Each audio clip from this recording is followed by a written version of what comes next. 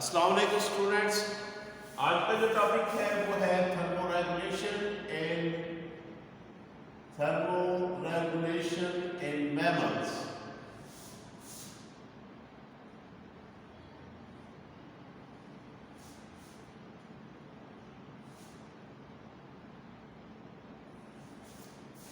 Thermoregulation in mammals आज का topic है और ये भी चैप्टर नंबर 15 और सेकेंड ईयर की जो बायोलॉजी की बुक है उससे। तो मैमल्स सबसे पहले के थर्मोरेगुलेशन इन मैमल्स यानी टॉपिक का मतलब ये है कि थर्मोरेगुलेशन तो हमने ऑलरेडी बहुत इसकी डिस्कशन की है कि थर्मोरेगुलेशन मीन के यानी किसी भी ऑर्गेनिज्म की बॉडी के अंदर टेम्परेचर को मेंटेन करना एक रेंज के अंदर, जो उसकी रेंज होती है यानी फॉर एग्जांपल मैमल्स में जो रेंज होती है वो 36 से लेकर या 36.1 डिग्री सेंटीग्रेड से लेकर 37.8 डिग्री सेंटीग्रेड, ये हमारी रेंज है। यानी इसके दौरान, इसके दरमियान अगर हमारी बॉडी का टेम्परेचर है तो इट मीन्स इट्स नॉर्मल। यानी ज़रूरी नहीं कि 37 ही हो, ये एज पर या बहुत सारी दूसरी कंडीशन पर डिपेंड करता। आपने देखा होगा जो बूढ़े लोग होते हैं हार्डली उनका टेम्परेचर 37 होता है, बल्कि उनका टेम्परेचर 37 से कम ही होता है क्योंकि उनका मेटाबॉलिज्म जो होता है वो काफ़ी स्लो डाउन हो जाता है। जबकि जो बच्चे होते हैं, यंग लोग होते हैं, उनका टेम्परेचर थोड़ा सा 37 से ऊपर होता है, बिकॉज उनका जो बॉडी का मेटाबॉलिज्म होता है वो काफ़ी तेज़ होता है। तो इसलिए यानी ये जो टेम्परेचर हमारी बॉडी का ये एक रेंज में होता है और यानी कि कोई एक फिक्स नंबर नहीं कि 37 है या 36 है या 38, बल्कि ये 36 से लेकर 38 के दरमियान में रहता है। अब दूसरी बात है मैमल्स के अंदर। तो मैमल्स जो है ये ग्रुप है एनिमल्स का, जो कि आपने फर्स्ट ईयर में पढ़ा था। इसके जो मोस्ट जो करेक्टरिस्टिक्स हैं वो ये है कि इनकी जो फर्टिलाइजेशन होती है वो इंटरनल होती है, बच्चा पैदा करते हैं एंड इनकी जो मदर्स होती हैं वो अपने बच्चे को जो है वो यानी मिल्क फीडिंग करती हैं, यानी उनको दूध पिलाती हैं। और इसके अलावा मैमल्स के ऊपर जो बॉडी के ऊपर फर होती है, बाल होते हैं। तो these are the group of animals जिसकी मैं डिटेल में नहीं जाता। तो मैमल्स के अंदर जिसमें हम भी शामिल हैं, इसमें जो ये जो टेम्परेचर को मेंटेन कैसे किया जाता है, थर्मोरेगुलेशन इन मैमल्स, यानी मैमल्स की बॉडी के अंदर टेम्परेचर को कैसे मेंटेन किया, ये है टॉपिक।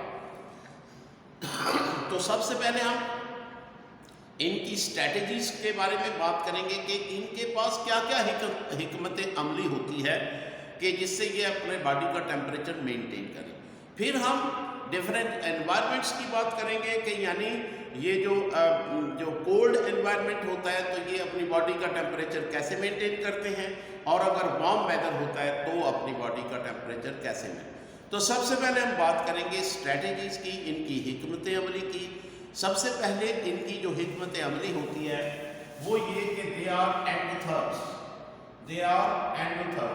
और एंडोथर्म्स का मतलब होता है कि ऐसे यानी ऑर्गेनिजम्स जो कि अपनी बॉडी में अपनी हीट प्रोड्यूस करते हैं ड्यूरिंग देयर मेटाबॉलिज्म।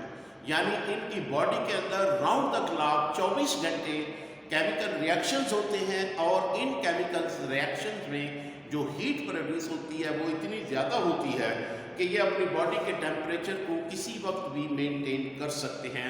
अगर यानी बाहर बहुत ज़्यादा कोल्ड वेदर है, बाहर अगर यानी 0 डिग्री है, फिर भी इंसान की बॉडी का टेम्परेचर 37 पे मेंटेन रहता है, या इस रेंज में मेंटेन रहता है 36 से 38 तक। एक तो बात है। और अगर फर्ज करें इनकी बॉडी में हीट एक्सेस हो जाए तो ये सराउंडिंग में अपनी हीट जो है वो सराउंडिंग में खारिज कर देते हैं। जैसे आपने देखा होगा कि जहाँ पे 10-20 लोग होते हैं वहाँ पे एकदम हम गर्मी महसूस करते हैं। उसकी वजह ये होती है कि उस वक्त वो 10 के 10 लोग अपनी बॉडी से हीट रेडिएट कर रहे हैं, रेडिएशंस की सूरत में हमारी बॉडी से हीट निकल रही होती है। अब दूसरी स्ट्रेटजी आ जाए, यानी उसको हम कहते हैं शिवरिंग एंड, पहले बात करेंगे शिवरिंग की, फिर नॉन शिवरिंग की बात करेंगे। शिवरिंग शिवरिंग में क्या होता है कि जैसे ही हमारी बॉडी में टेम्परेचर ड्रॉप होता है, थोड़ा सा ड्रॉप होने लगता है, तो हमारे मसल जो हैं ये कॉन्ट्रैक्ट एंड रिलैक्स होना शुरू हो जाते हैं। यानी जब हमारे मसल्स कॉन्ट्रैक्ट होते हैं तो इसको हम क्या कहते हैं, शिवरिंग, यानी हम कांपना शुरू कर देते हैं। ये जो कांपना होता है ये दरअसल हमारे लिए यूजफुल होता है। कैसे यूजफुल होता है कि इसके दौरान हमारे मसल्स कॉन्ट्रैक्ट होते हैं तो they produce energy, they use lot of ATP, और उससे हीट जनरेट होती है, और उस हीट से हम अपनी बॉडी को जो है, अपनी बॉडी के टेम्परेचर को मेंटेन कर सकते हैं। एक बार और अगर इन केस, यानी हमेशा ऐसा नहीं होता कि शिवरिंग से ही हमारी बॉडी जो है वो उसका टेम्परेचर रेगुलेट किया, नॉन शिवरिंग मेथड भी है। नॉन शिवरिंग मेथड में क्या कि we have certain glands like, यानी हमारी बॉडी में ये फर्ज करें हमारी बॉडी है और बॉडी के हमारी जो नेक है, नेक रीजन के अंदर जो, यानी ये जो रेस्पिरेटरी ट्रैक्ट है, इसका पहला हिस्सा जिसको लेरिक्स कहते हैं, लेरिक्स, इस लेरिक्स के इर्द गिर्द एक ग्लैंड होता है जिसके 2 लोब्स होते हैं। इस ग्लैंड का नाम है थायराइड ग्लैंड, थायराइड ग्लैंड। और थायराइड ग्लैंड जो है ये एक हार्मोन पैदा करता है, ये एक हार्मोन पैदा करता है जिसको हम कहते हैं थायरॉक्सिन। थायरॉक्सिन हार्मोन पैदा करते हैं, थायरॉक्सिन। और थायरॉक्सिन का काम क्या होता है कि ये हमारी बॉडी के मेटाबॉलिज्म को तेज कर देता है।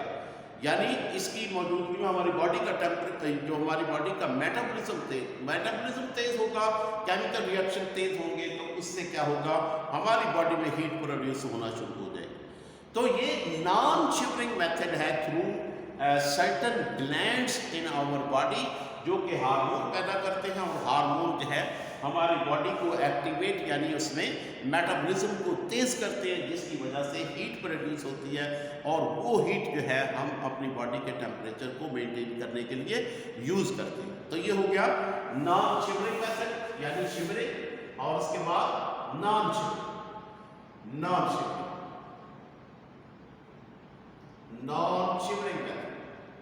अच्छा जी, उसके बाद जो नेक्स्ट स्ट्रेटेजी है वो है brown fat, brown fat, brown fat. और ब्राउन फैट क्या है कि ये एक फैट की टाइप है। आपको पता है fat are a big source of energy, सबसे ज्यादा रिच सोर्स जो है एनर्जी का वो फैट्स में होता है। यानी अगर हम इसको कंपेयर करें प्रोटीन से भी और कार्बोहाइड्रेट से भी, तो सबसे ज्यादा जो फैट्स के अंदर एनर्जी होती है, बिकॉज इसके अंदर CH बॉन्ड्स ज़्यादा होते हैं जो कि एनर्जी का सोर्स होते हैं। तो ये जो फैट है ये हम यूज़ तो करते हैं, बट यूजुअली ये होता है कि ये जो फैट होती है it takes lot of time to break down. इसको ब्रेक डाउन होने के लिए काफ़ी टाइम, आपने देखा होगा कि अगर हम अपनी चर्बी ख़त्म करना चाहें तो उसके लिए हमें बड़ी तगोदो करनी पड़ती है, तब जाके हमारी फैट बर्न होती है। लेकिन हमारे एक जो वाइट फैट होती है और एक होती है ब्राउन फैट। ब्राउन फैट जो है it is a very good source of energy, लेकिन ब्राउन फैट में एक खसूसियत ये है कि ये बहुत जल्दी, यानी एनर्जी का रिच सोर्स है, लेकिन क्विक सोर्स है। क्विक का मतलब है कि इसको बर्न करने के लिए टाइम कम चाहिए, ये जल्दी से जल्दी हमें एनर्जी प्रोवाइड करती है, और ये अमूमन छोटे बच्चों में पाई जाती है। इनफैक्ट जो बहुत छोटे बच्चे होते हैं जिनको सर्दी लगने का ज़्यादा खतरा होता है, इनमें ये ब्राउन फैट, और ये उस वक्त यानी बच्चे को जब सर्दी लग रही होती है तो फौरन जो ब्राउन फैट है ये हीट प्रोड्यूस करती है और बॉडी का टेम्परेचर एलिवेट हो जाता है। ठीक है, और लेकिन जब हम बड़े हो जाते हैं तो ब्राउन फैट हमारी बॉडी से ऑलमोस्ट ख़त्म हो जाती है, वो वाइट फैट रह जाती है। तो ये हो गया ब्राउन फैट। जो नेक्स्ट स्ट्रेटेजी है वो है कि अगर ओवर प्रोडक्शन हो जाए, यानी हमारे हीट की ओवर प्रोडक्शन, यानी हमारी हीट में बहुत, हमारी बॉडी में हीट जो है वो बहुत ज़्यादा प्रोड्यूस हो रही है, तो उस सूरत में क्या कहते हैं, उस सूरत में जो मैमल्स होते हैं ये अपनी बॉडी से जो हीट है ये रेडिएशन के जरिए से फौरन रिलीज कर देते हैं अपने सराउंडिंग्स, अपने एनवायरनमेंट। ठीक है। तो उसके बाद जो नेक्स्ट जो है वो यानी कहने के जो नेक्स्ट जो चीज़ है वो ये है, ये तो थी तमाम स्ट्रेटजीज जो कि मैमल्स यूज़ करते हैं। बट अब हम बात करेंगे कि कोल्ड वेदर में ये क्या करते हैं, यानी कोल्ड वेदर में मैमल्स अपनी बॉडी की हीट को कैसे रेगुलेट करते हैं। तो पहले हम कोल्ड वेदर की बात करेंगे, फिर हॉट वेदर। तो कोल्ड वेदर में क्या होता है? कोल्ड वेदर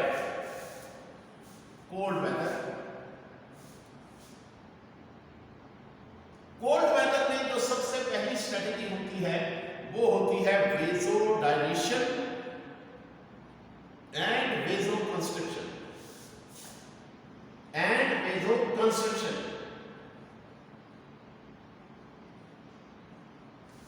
इसका मतलब क्या है? देखें, हमारी जो स्किन है इसके नीचे बहुत सारे ब्लड वेसल्स हैं, और ये ब्लड वेसल्स जो हैं ये सर्दी और गर्मी में बहुत यानी क्या अहम रोल प्ले करते हैं। यानी ये फर्क करें, हमारी बॉडी है और बॉडी के नीचे जो है स्किन के नीचे there are many blood vessels, there are so many blood vessels. ये ब्लड वेसल्स जो हैं सर्दियों में जब कोल्ड वेदर होता है तो क्या होता है कि इनके अंदर जो ब्लड का फ्लो होता है वो कम हो जाता है ऊपर वाली सतह में। नीचे वाली सतह में उतना ही रहता है बल्कि बढ़ जाता है ऊपर वाली सतह में।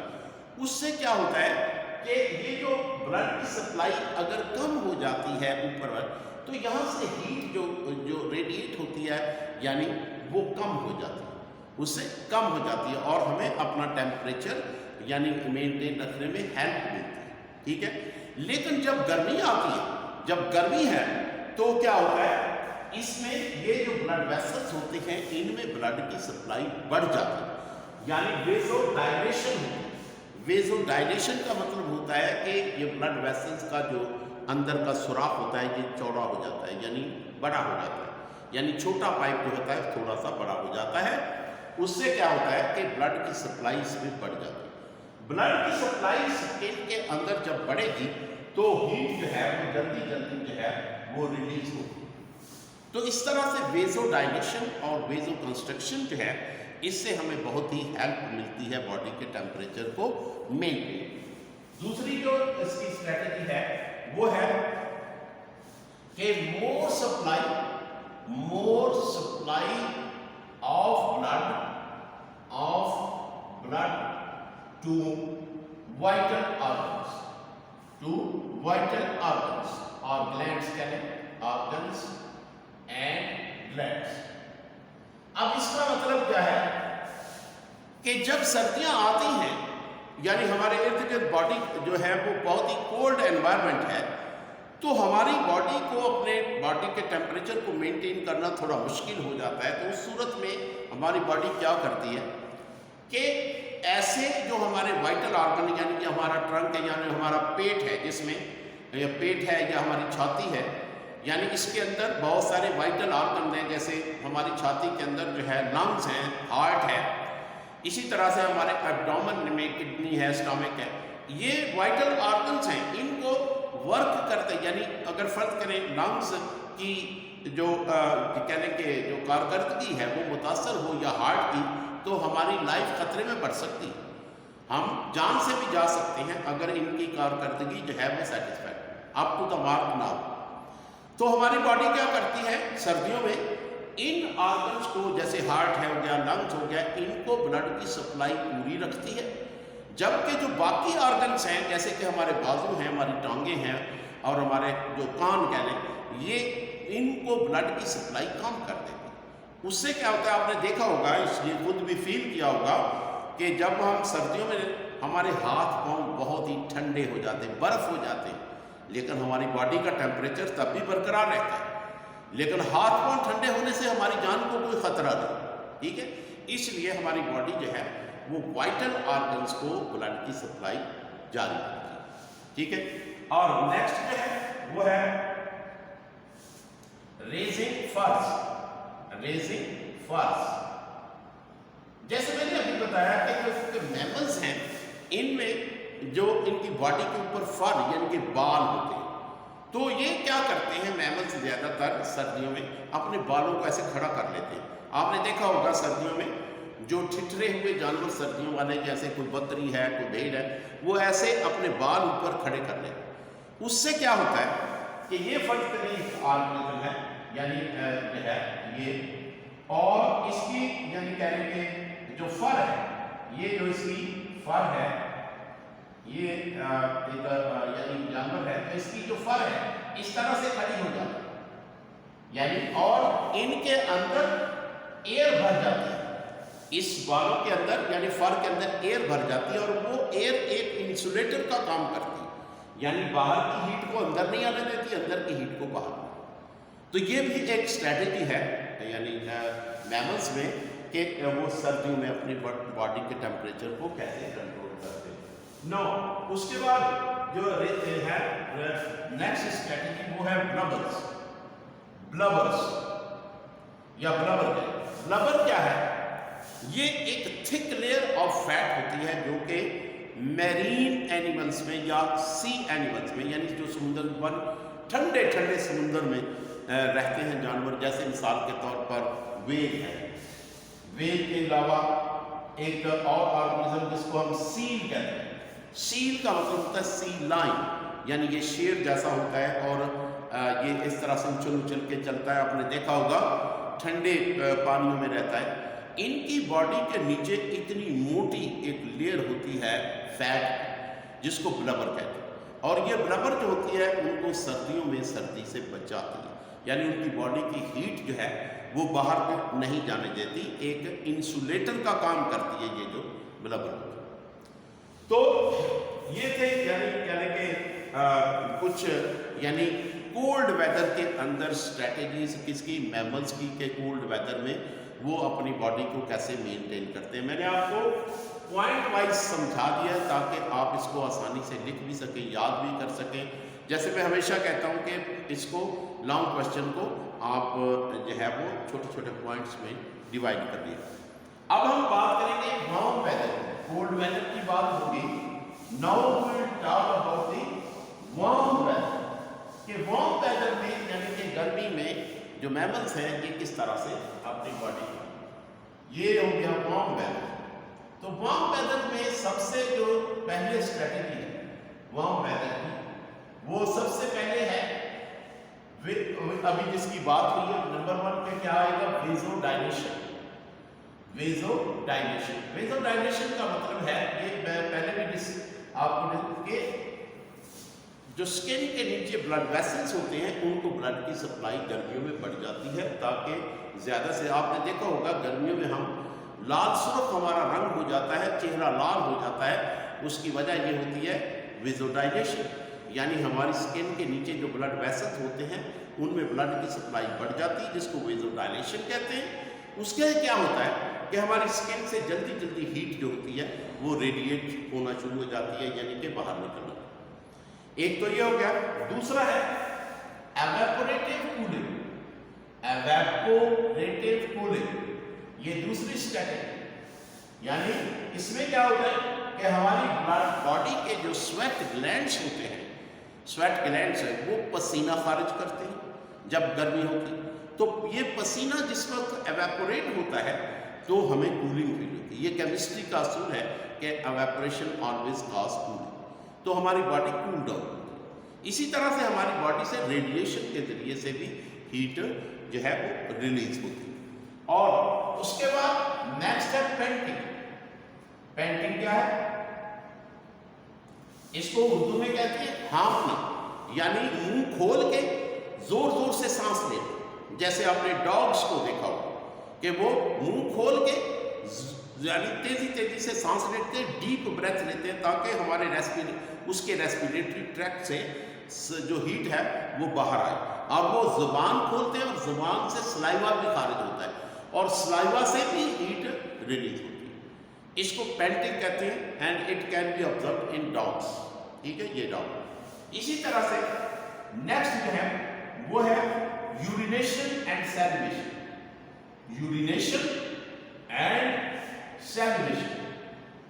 यूरिनेशन और सैलिवेशन का मैं आपको ऑलरेडी मिसाल दे चुका हूं।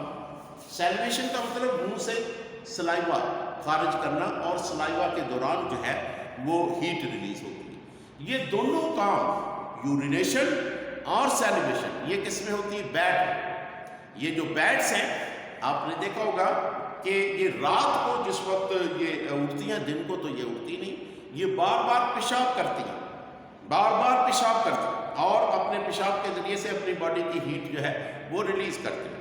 और जो बाहर छतों पर सोए हुए लोग होते हैं वो ये समझते हैं कि ओस बड़ी पड़ रही। ओस नहीं पड़ रही होती भाई, ये जो आपके ऊपर पिचकारियाँ मार रही हो, थूक भी रही होती, पेशाब भी कर रही होती है, थूक भी रही होती है। कौन? बैट्स। अगर वहाँ आपके इलाके में बैट्स हैं तो डोंट स्लीप ऑन दी यानी रूफ कैन, तो ये छतों के ऊपर नहीं सोना चाहिए, क्योंकि ये रात के वक्त किसी वक्त भी आपके ऊपर स्प्रे कर सकते हैं। तो गाइस ये था आज का टॉपिक, यानी होपफुली आपको बड़े अच्छे से समझ भी आई होगी। तो जैसे मैं हमेशा कहता हूँ कि प्लीज़ जो है चैनल को सब्सक्राइब करें और अपने दोस्तों के शेयर करें, और ये वीडियोस आप अपने दूसरे दोस्तों को भेजें जो आपसे दूर कहीं रहते हैं या दूसरे कॉलेजेस में, दूसरे शहर में। ठीक है, थैंक यू वेरी मच।